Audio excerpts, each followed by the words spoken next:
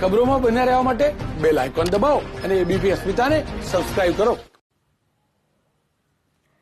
તો આ તરફ બંધના એલાનના સમર્થનમાં નવસારીમાં કોંગ્રેસના કાર્યકરો એપીએમસી બંધ કરાવવા પહોંચ્યા। વહેલી સવારે એપીએમસી બંધ કરાવવા પહોંચતા પોલીસને તમામ કોંગ્રેસના કાર્યકરોની અટકાયત કરી। હાલમાં નવસારી એપીએમસી રાબેતા મુજબ ચાલુ છે અને પોલીસનો લોખંડી બંદોબસ્ત ગોઠવી દેવાયો છે। વધુ માહિતી આપી રહ્યા છે સંવાદદાતા સિદ્ધેશ જોશી। જી સિદ્ધેશ।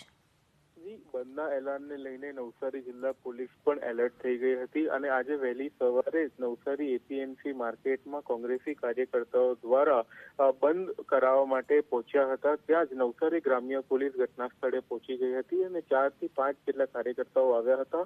એ તમામને અત્યારે અટકાયત કરી છે અને કાયદેસરની કાર્યવાહી હાથ ધરી છે।